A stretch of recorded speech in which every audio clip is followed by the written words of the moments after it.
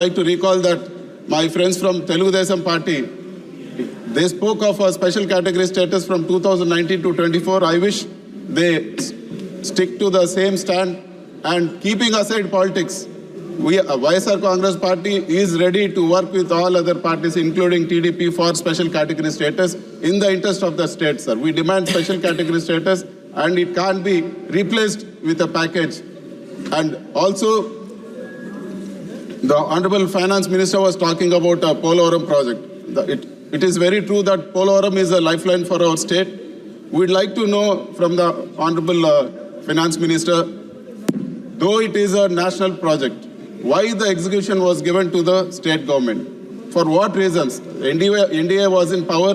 The whole issue, giving execution to the state government is sort of blunder for this project, sir. The whole project has been messed up and it was accepted at 2014 rates, which is not at all acceptable. It's 10 years now. Who is going to bear the cost of the escalation? And one more, sir. We'd like to know the blunder, the cost escalation of the blunder which happened in the construction of the diaphragm wall. For any project, any dam to be built, upstream and downstream, there needs to be a coffer dam built, sir. A coffer dam, the purpose of the coffer dam is to prevent the flood during the construction so that the main dam doesn't get affected. But what happened in Polavaram project, the diaphragm wall, which is the foundation of the main dam, was built without the coffer dams being completed. Thereby the flood eroded the whole diaphragm wall, sir. If the project is built on this same diaphragm wall, it is going to affect the security and safety of the project and it's going to lead to a huge catastrophe. Sir, I would like to know, since this diaphragm wall is damaged, who is going to bear the cost of the diaphragm wall which has to be built parallelly, which has to be constructed again, and it's going to cost thousands of crores? Is the state going to bear this or the center going to bear this? We don't accept this being put as a burden on the people of our state, sir. We also demand that land acquisition for Polavaram project be executed simultaneously along with the construction of the project.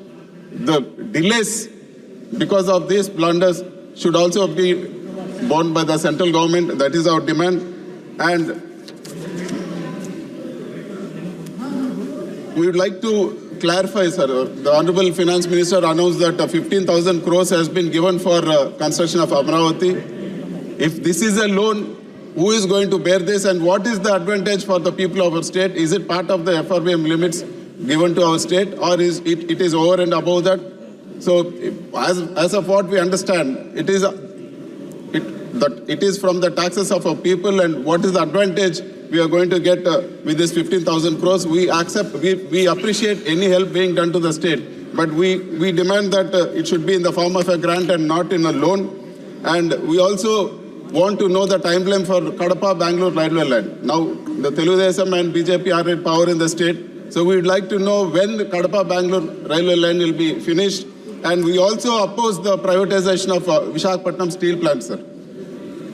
If we sell Visakhapatnam steel plant at this juncture without a proper iron ore mine, there is no way justice will be done. We demand that iron ore mines be allotted for Visakhapatnam steel plant and the government own this.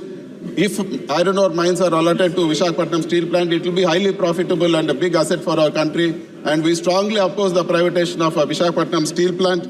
And we also demand whatever the other promises which have been made in the AP Reorganization Act. It has been 10 years since the promises have been made and the tenure of AP Reorganization Act is also over. We want to know what's happening for Visakhapatnam Metro, Kadapa steel plant. And we also want to know that the promises made in the form of Super 6 during the election. So we would like to know the timeline, because NDA is in power in our state. We would like to know the timeline for the execution of Super 6. We hope that Super 6 promises will not become Sorry 6 promises for our state. We wish and we hope the promises are kept. And it was promised that immediately after coming to power, all the Super 6 promises will be taken care of. But we don't find it, sir. Apart from one promise, nothing has been kept. And I would like to bring to the notice of the House, sir. Without proper law and order, how will the investments come? For example, sir, I've been restricted from going into my constituency They attacked me.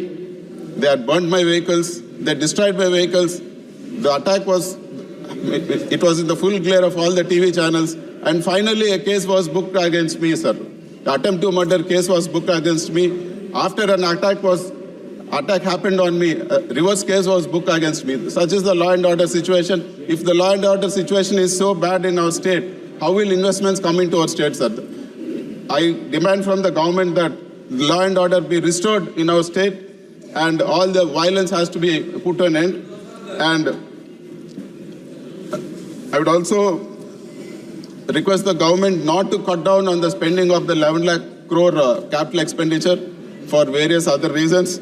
And also I demand that MSMEs be given a top priority because MSMEs constitute 30% of our GDP and 45% of our exports.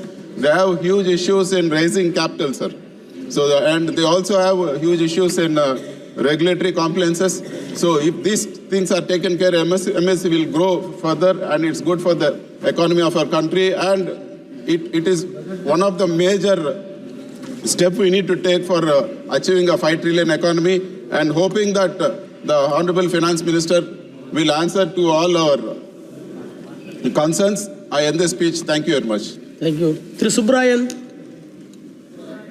Thiru Subrayan. Subrayan.